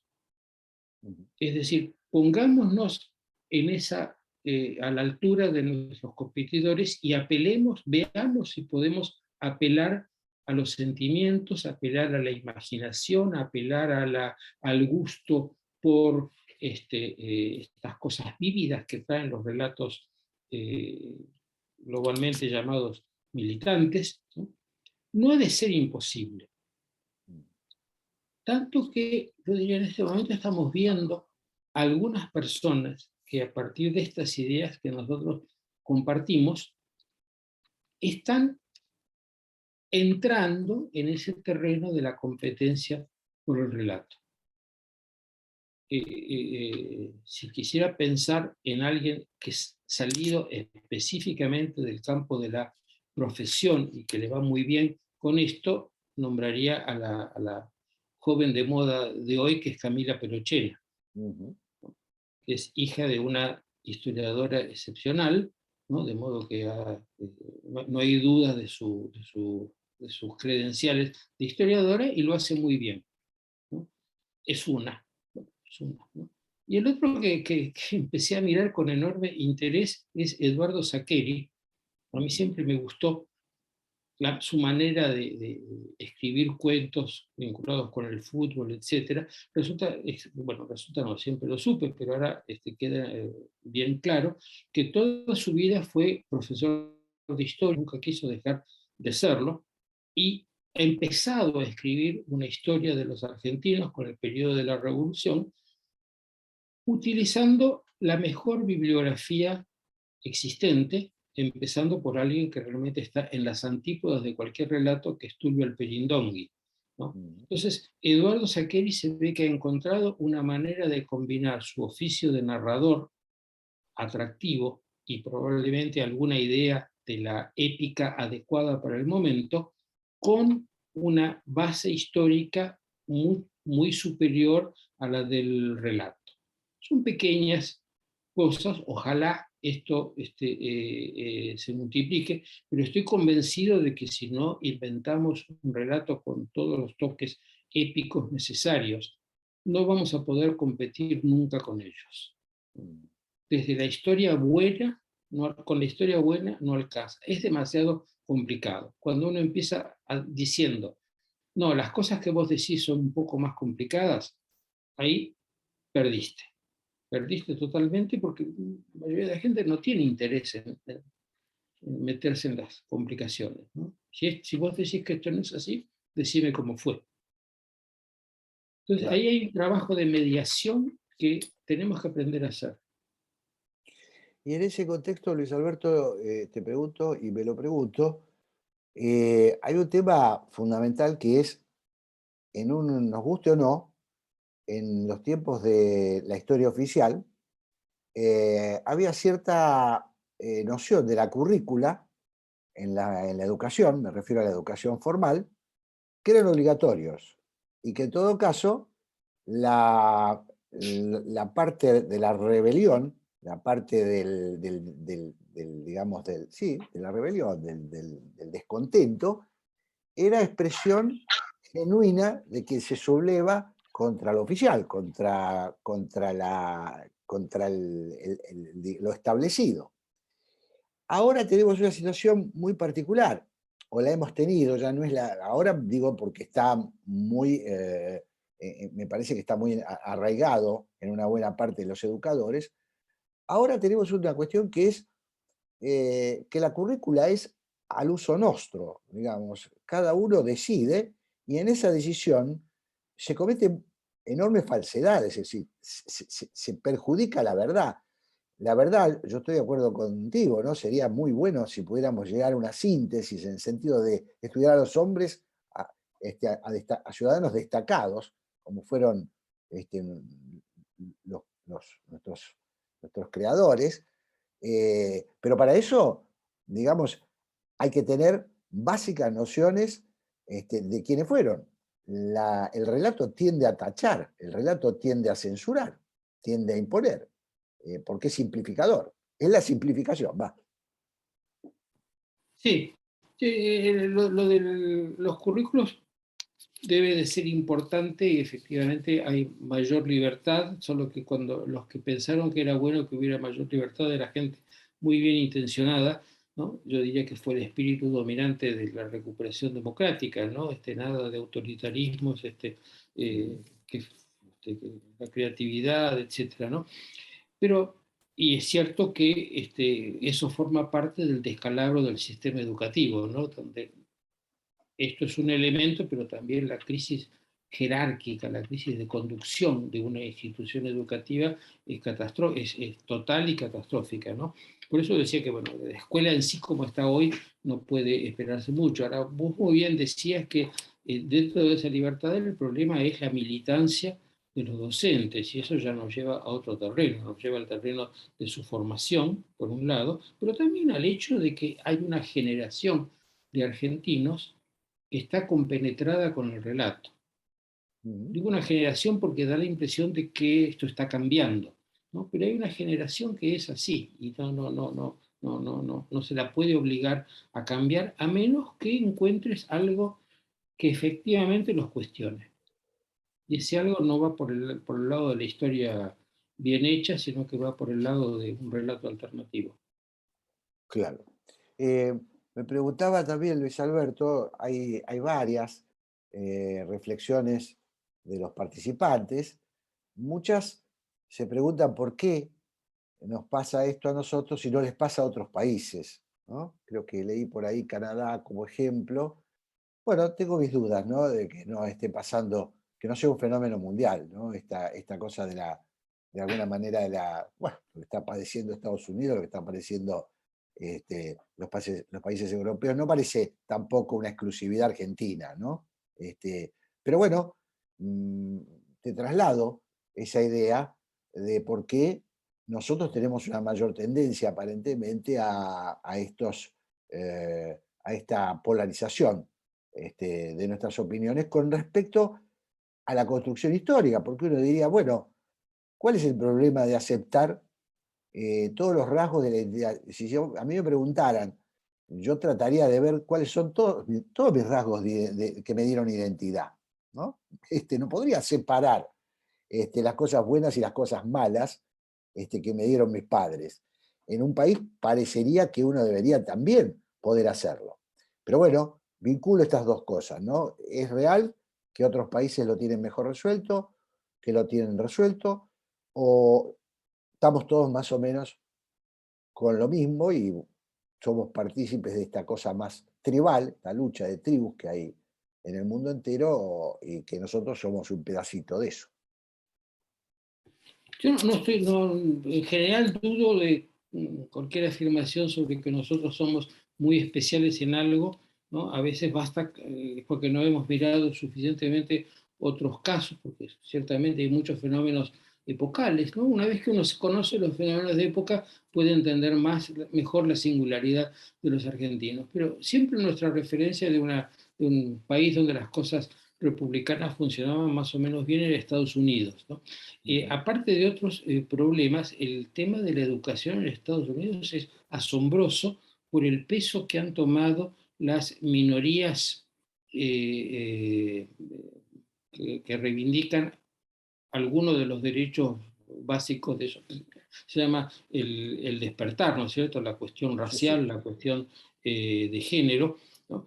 Que van mucho más lejos que nosotros, diría. En este momento en Estados Unidos hay un programa oficial aceptado por una gran cantidad de estados que cuenta la historia de Estados Unidos globalmente, ¿no? Puesto por escrito y aprobado por los organismos representativos de la voluntad popular, cuenta la historia oficial de un Estados Unidos que no empieza en 1776, sino que empieza en 1619, que es cuando llega el primer esclavo a los Estados Unidos.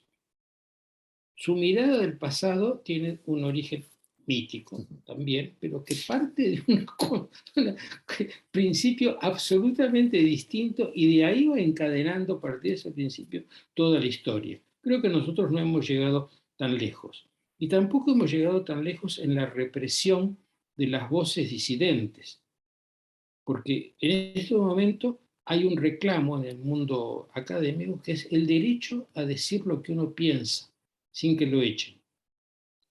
Hay un grupo de profesores que organizó una agrupación en la que dice, bueno, nosotros somos un grupo también, ¿no? Que tenemos nuestra pequeña aspiración que queremos que sea respetada. Otros quieren que se respete la diversidad de género. Nosotros nos gusta discutir, hablar y discutir. ¿No? No nos dejen sin esa pequeña satisfacción de decir lo que pensamos. Porque en este momento la alineación entre las minorías militantes y las conducciones de los institutos educativos es plena y la voz que suscita tweets adversos lo echan. Nosotros estamos un poco lejos de eso todavía, afortunadamente, ¿no? Sí, Que sí, no es tan excepcional lo argentino, ¿no? Por otro lado, en Chile están pasando aceleradamente por todos los pasos de la historia argentina, ¿no? De claro. golpe, ¿no? En 20 años. Bueno, me parece muy importante esto, ¿no? De, digamos, entender esto,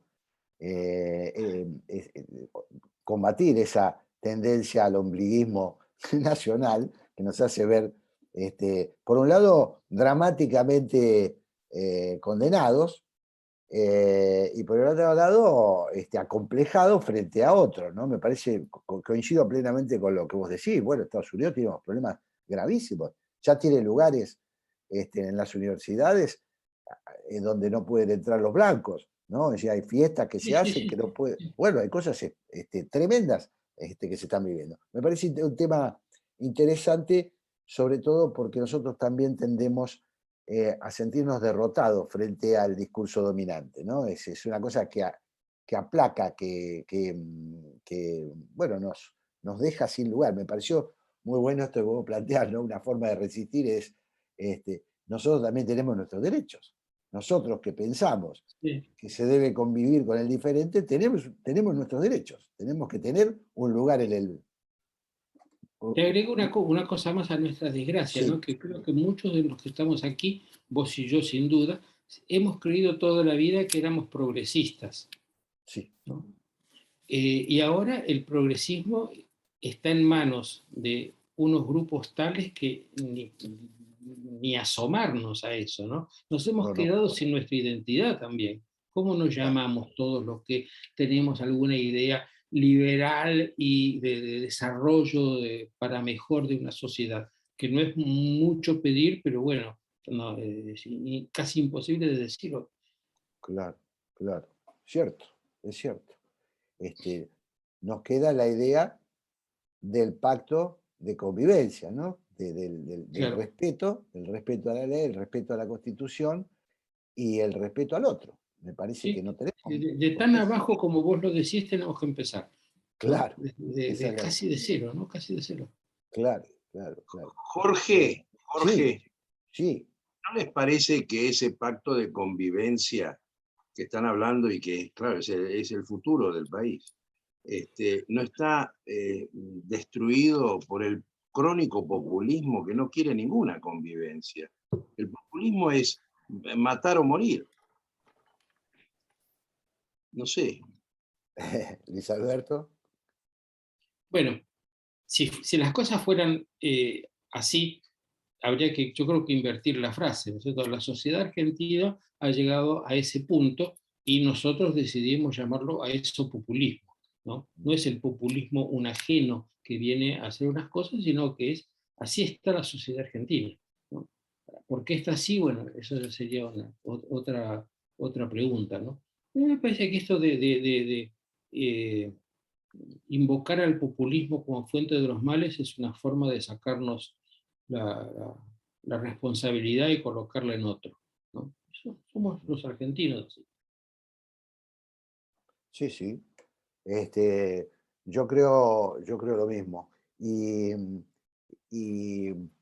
creo que nosotros, de alguna manera, como, bueno, vos lo dijiste claramente, ¿no? Hemos cedido territorio al respecto, ¿no? Hemos cedido territorio.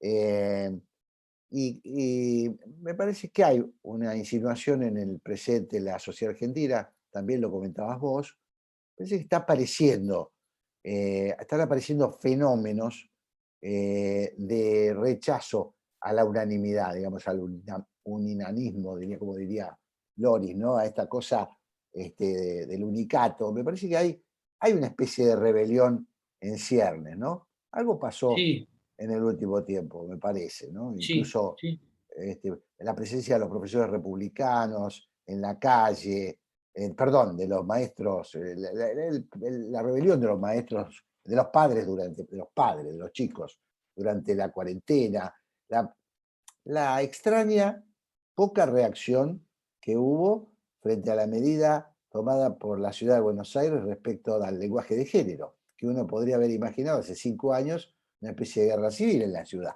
Y la verdad que no pasó nada. ¿Por qué no pasó nada?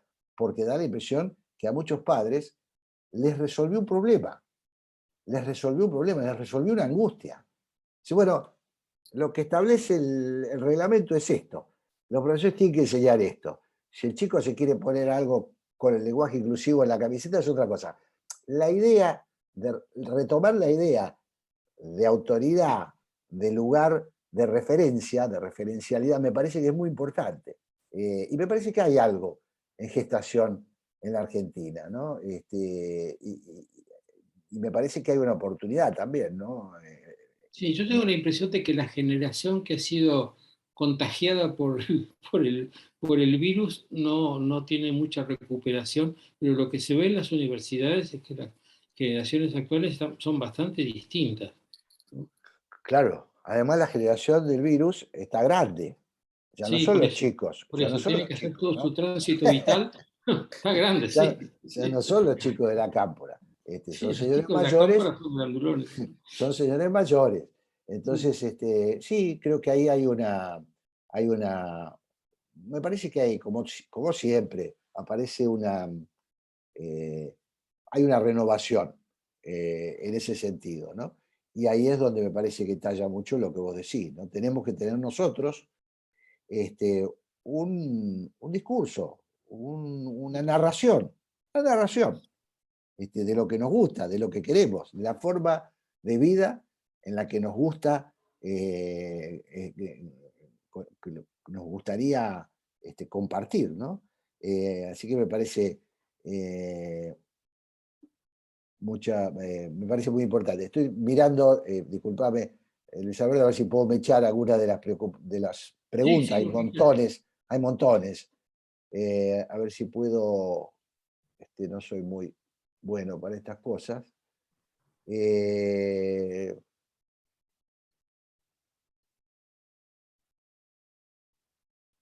bueno, acá hay una vinculada a lo que recién decíamos, creo que está más o menos respondida. Esa época, épica que comentó el profesor Luis Alberto Romero sobre los ejemplos de ciudadanos destacados, la están formalizando, es muy necesario, especialmente para los jóvenes que solo tienen una visión muy pobre de nuestra historia.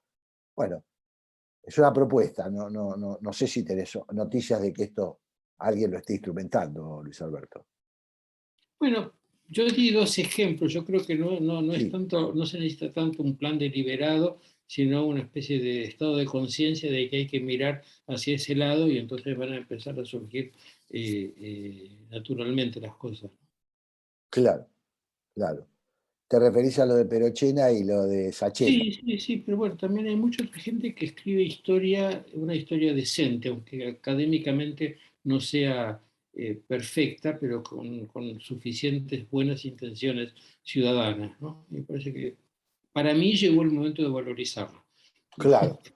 Y te pregunto, me echo una más, que es si el problema que tenemos, porque nosotros en los 70, en los 60, los 70, que hay gente que ha sido estudiante y así, algunos quizás hasta empezaron su carrera docente en los 70, me pregunto si las diferencias están realmente en la visión de la historia o están más en la visión de la historia reciente, que es diferente. Es decir, si se está discutiendo a Rosas y a Sarmiento, o lo que se está discutiendo es los 70, para decirlo claramente. Bueno, yo diría que la característica de esa corriente que yo llamaría globalmente Nakam Pop, Sí. ¿no? Revisionismo y todo lo que le siguió, siempre estuvo con la mirada en el presente. Su mirada para atrás siempre tenía como referencia el presente. Claro. Un ejemplo extremo de esa cosa en general que nos dice se mira el pasado porque tiene preguntas sobre el presente. Eso le pasa a cualquier historiador, pero en ese caso pasa radicalmente así, ¿no? Era mucho más política que historia, ¿no? Claro. Hacer política con la historia, ¿no?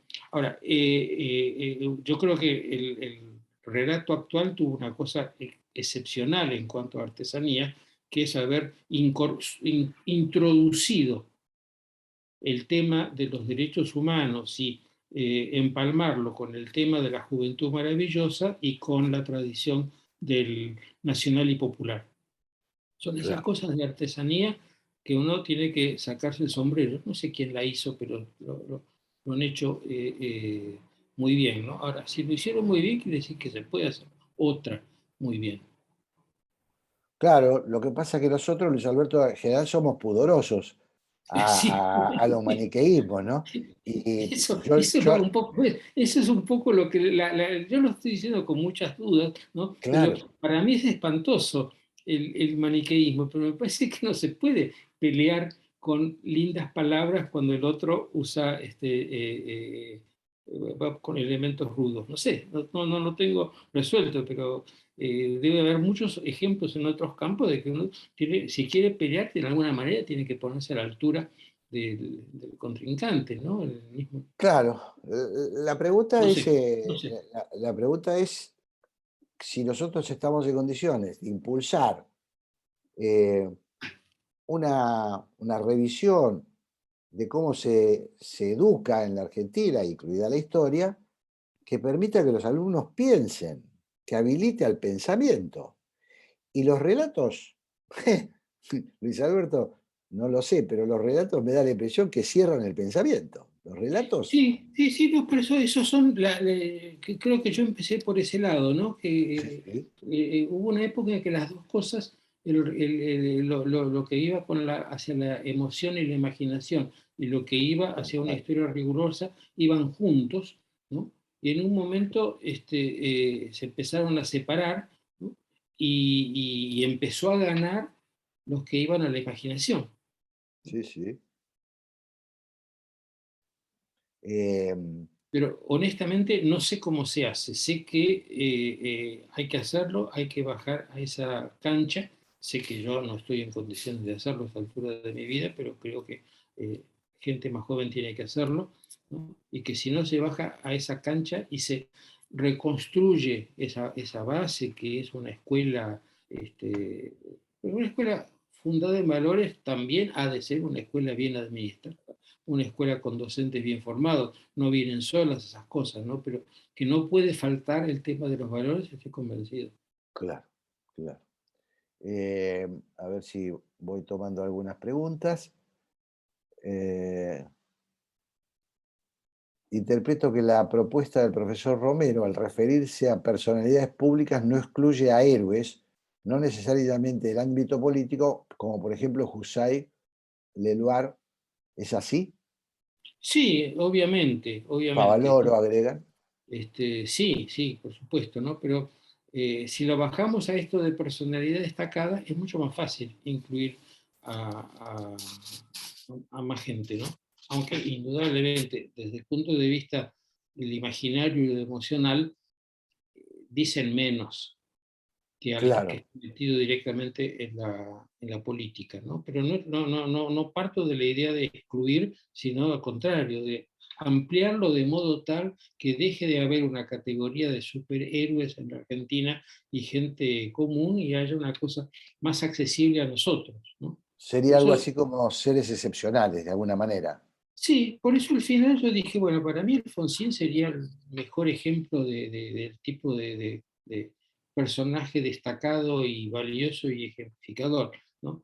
Pero Claro, me digo, algún mérito ha de haber en Menem, ¿no? Y algo de él podríamos, si tenemos realmente la idea de incluir distintas partes de una época conflictiva, algo debe de haber en él, en Menem, ¿no? Pero digo, voy hasta ahí, ¿no es cierto? Pero no, yo personalmente tengo una idea muy positiva de unas cuantas cosas que se hicieron en los años de Menem. ujú, Por supuesto que siempre las cosas buenas y las cosas malas vienen mezcladas, ¿no? Pero hay cosas que otros gobernantes que Menem hizo y otros gobernantes no se animaron a hacer. ujú.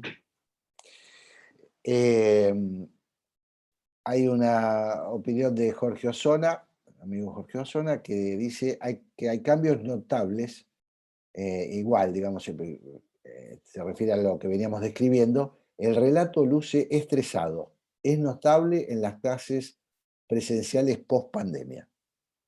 Así nos cuenta Jorge, ¿no? Que es Sí, sí, sí, profesor, Jorge sabe que es muchísimo de profesor, eso, sí, sabe claro, muchísimo de cómo son realmente, cómo están funcionando la escuela hoy. Yo lo conozco todo de segunda mano, pero las cosas que oigo de la gente que está en las aulas son muy parecidas, pero no solamente por la pandemia, sino por algo singular, ¿no? Que es que el relato se basa en algún conocimiento previo de la historia, alguna idea de quién fue Rosas, ¿no? Y quién fue Perón, ¿no? Y las generaciones actuales muy frecuentemente no tienen menor idea, de modo que las bases de verosimilitud del relato no existen. Es un cuento de hadas más que una historia argentina recontada, ¿no? Y es posible que lo que le pasa a las generaciones jóvenes es que lo que pasó en los 70 ni les va ni les viene. claro, claro, Es muy posible. sí, sí. Eh, No sepa muy bien cuál es la diferencia entre Eva Perón e Isabel Perón, por ejemplo, ¿no? Es algo que mi hija me contó de su experiencia en el ciclo básico de la universidad, ¿no? que no, no hay, no, no saben. Que le pidieron que pusieran en orden una serie de personajes y Isabel Perón y Eva Perón se fundían en uno solo. Es Sí. bastante impresionante, ¿no? Sí. Lo que contás es bastante deprimente. Sí. No por reivindicar a una y a otra, sino por no saber diferenciarlas. Sí. Este, es espantoso. Eh, O sea que bueno, por ahí este es el momento, estamos tan bajo que es el momento de empezar de cero. Sí. claro, claro, claro. No, hay acá una pregunta, no, la voy a interpretar, o no es una pregunta, es una opinión, o por lo menos a mí me lleva a esta pregunta, que es, si realmente se puede hacer historia de los hechos recientes, o mejor dicho, si es conveniente hacer historia de los hechos recientes. Por ejemplo, parece fresco todavía a los 70 para poder discutirlos en ciertos niveles de la academia, ¿no? Si no nos hemos puesto de acuerdo con esos hechos, ¿se puede? Me parece que la pregunta ya no va dirigida a qué hacer en la escuela, sino a un terreno Sí. donde me siento mucho más cómodo, que es el historiador. Yo digo que Claro. que se puede, porque todo tema del pasado es polémico, hasta Tutankamón, ¿no? Sí, Y se debe, porque la única forma de digerir un tema conflictivo es historizarlo, es claro. procesarlo, ¿no? Enfriarlo, ¿no? Qué Hoy yo interesante. creo que Rosas deja de suscitar pasiones, Claro. se puede hablar con tranquilidad de Rosas, es decir, esto hizo esto y también, pero también hizo esto otro, ¿no? Bueno, a los 70 ahora estamos mucho más cerca de eso, una cantidad de historiadores que lo piden con criterios muy profesionales y bastante lejos de las pasiones, bueno, pertenecen a generaciones muy diferentes, ¿no? Pero si no existieran habría que publicarlo. Fomentarlo. Yo por lo menos siempre entendí que yo escribí un par de cosas de historia argentina, que lo imprescindible era llegar de un modo u otro al presente, que el presente sea incluido dentro del proceso histórico, ¿no? Claro, claro. El tema es la imposición de una versión, ¿no? Porque, Bueno, pues es otra cosa, ¿no? claro, Eso eso es otra ya no cosa. es de, Es otra cosa. de los Discutible es historiadores, todo. Eso eso ya es digo lo del otro. Estado totalitario, te diría, ¿no? Claro, claro, Eso, claro, estamos hablando de eso. claro. Absolutamente, absolutamente. Eh, Acá alguien me aclara padres organizados, que yo mezclé, no sé qué dije. Eh, en los alumnos, reconstruyendo el discurso mecánico o militante, bueno, a ver, perdón, pero tengo que ir buscando tengo que ir abreviando. Acá hay alguien que cuenta, Roberto Rey, hay ya algunos cambios. La Escuela Superior de Comercio Carlos Pellegrini es un ejemplo. Egresé orgulloso, luego sentí vergüenza. Solo trascendía por las tomas y alguna disputa de penosa actualidad. Hoy se nota un cambio, un regreso a la tradición del colegio. Basta con repensar los diarios y ver que en mi colegio no hay tomas. Hay que apoyar estos primeros cambios. Bueno, es un aporte de Sí, alguien sí, que... sí, yo había advertido eso, ¿no? Por muchas razones me interesa mucho Carlos Pellegrini, entre ellas porque mi hijo fue allí y en la época en que estudiaba mi hijo era un buen colegio, bueno, empezaban a notarse algunas de estas cosas, pero un colegio muy serio, muy eh, la buena escuela, ¿no es cierto? Después se fue al diablo y ahora veo que se lo ve menos en los diarios, lo cual es muy bueno, ¿no? Claro, claro. Sí, aparentemente hay un cambio, hay cambios. Bueno, también lo que decía Jorge, ¿no? Osona, hay búsquedas, hay búsquedas. Se va como descascarando ese bloqueo homogéneo que pareció crearse allá por el 24 de marzo del 2004. Creo que ahí está el origen, Luis Alberto. Yo lo estudié un poquito, Sí, sí, sí, bueno, pero, eso pero yo ahí, diría que mirando el diario vemos muchos lugares de resquebrajamiento de ese bloque homogéneo que llegó a tener el kirchnerismo, ¿no? El tema de las organizaciones sociales que están por ser expulsadas del paraíso es muy notable, ¿no? claro, No digo que me guste o no me guste, pero veo que una fusión muy bien armada ahora empezó a mostrar sus limitaciones y la lucha por el reparto de algo que antes alcanzaba y ahora no. claro. Acá Horacio Bermúdez dice, veo una ignorancia en gran parte de la sociedad argentina sobre las bases de un Estado republicano y democrático, como si las dictaduras y los Estados democráticos no fueran distinguidos claramente. ¿Lo ve igual? Sí, por supuesto, si empezamos a hablar de ignorancia, la ignorancia es tremenda en casi cualquier lugar que se mire la educación, ¿no? Y están ahí a la vista las pruebas pruebas, PISA. ¿no?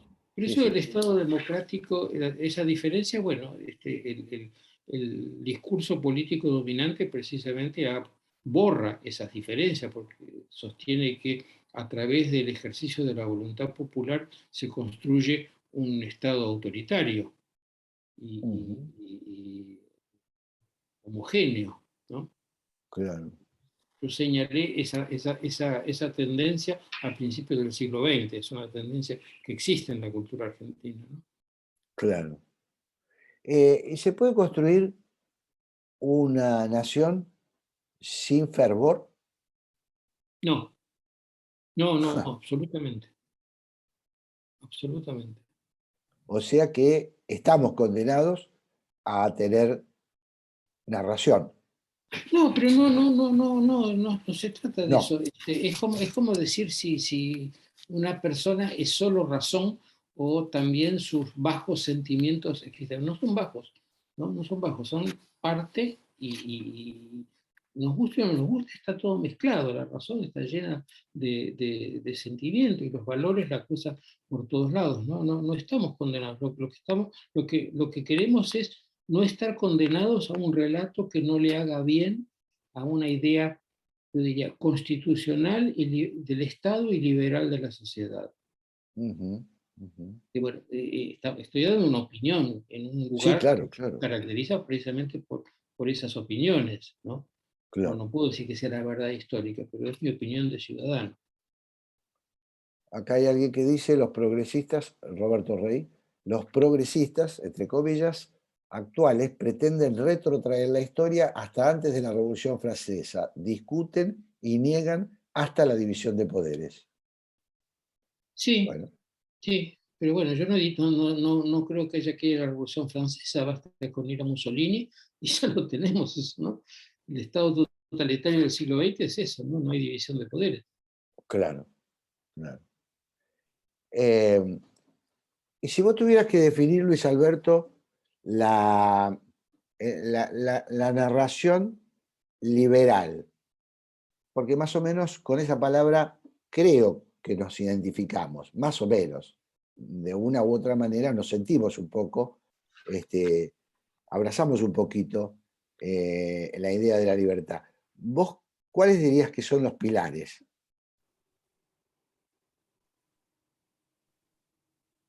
No sé si a esta altura de la noche estoy en condiciones de decir algo que, más allá de lo obvio, es muy complejo, porque el problema del liberalismo es que es una categoría que a todos nos gusta, pero no nos pidamos que la definan, porque precisamente el liberalismo se caracteriza por incluir demasiadas opiniones que a veces en matices, a veces en algo más que matices, son diferentes, ¿no? Claro, Pero que sea el hecho de que puedan convivir todas esas opiniones dentro del marco del liberalismo es un buen ejemplo de lo que a uno le gustaría para la sociedad entera, ¿no? claro. Y sobre Aquí, todo sí, discutirlo, sobre todo que haya un lugar donde se pueda discutir razonablemente sobre las distintas opiniones. claro, claro. Este, acá hay Horacio Bermúdez nos dice, una de las primeras obras de Borges se titulaba justamente Fervor de Buenos Aires, ¿no? En alusión a la pregunta a la mención que yo te hice, a la pregunta que te hice. Sí. Eh, bueno, no sé si nos damos por hechos, Alberto, si hay alguna persona, Guillermo, ¿quieres agregar algo, preguntar algo? Yo ¿Cómo? Lo creo, dejo un yo poco. Yo creo que fue maravilloso este ida y vuelta de ustedes dos y la exposición de Luis Alberto. Realmente un lujo, y un lujo las preguntas, las inquietudes de todos los que han presentado acá, han dado brillo a esta noche republicana, ¿no? Solo me quedan palabras de agradecimiento sincero. Luis Alberto, muchas gracias por estar con nosotros. Y Jorge, eh, ¿eh?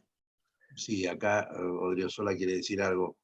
Y Perdón, Jorge también, que puedo realmente... hacer una pregunta ¿eh? tardía, pero pido permiso para hacerla porque quiero aprovechar profesores del tema. Es una pregunta que siempre me quedó dando vueltas y no tengo la menor idea de cómo responderla.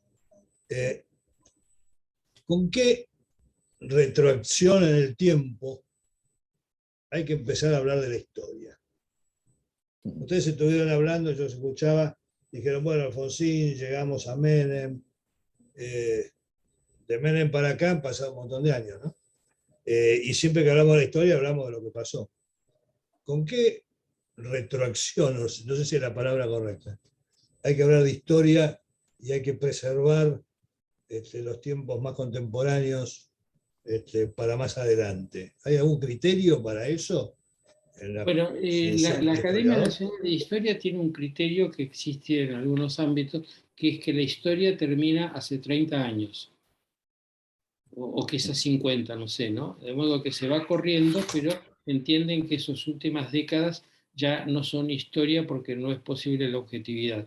Yo no comparto en absoluto esa idea. Yo creo que la historia nace de una mirada del pasado del presente porque cree que la historia tiene algo que decir sobre el presente, ¿no? Y traicionaría mucho esa aspiración si se negara a mirarlo, ¿no? Y en cuanto a la objetividad, no creo que exista la objetividad, existe la intención de controlar la subjetividad, que ya es mucho, ¿no?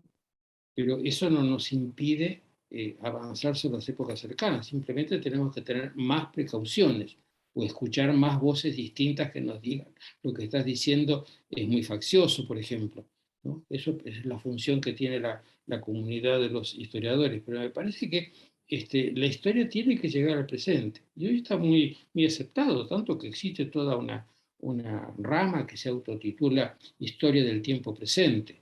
Claro. Bueno. Yo, por ejemplo, para poner un ejemplo personal, escribí en 1994 una historia de la Argentina que llegaba hasta 1990, y luego le fui agregando pedazos, mal, no se debe hacer, ¿no? Pero con la idea de que tenía que llegar al presente, seguir llegando al presente si quería cumplir el propósito que yo me había planteado, ¿no? Claro. Pasado es ayer, ¿no? Sí, es cierto que uno se equivoca mucho más, ¿no? Pero sobre ese... De todos modos, nadie le pregunta a un sociólogo o a un economista si se niega a hablar del presente porque no está preparado. Todo el mundo habla del presente, menos los historiadores, parecería, ¿no? Claro. Luis Alberto, Gracias. ha sido un Aprendí algo. placer, ¿eh? Muchas gracias, Luis Alberto. Y gracias a Profesores Republicanos por esta oportunidad. Creo que al menos yo la pasé muy bien. Espero que así haya sido para todos los participantes. Gracias Bueno, a todos. yo también les agradezco muchísimo que me hayan permitido pensar cosas para mí tan heterodoxas, ¿no?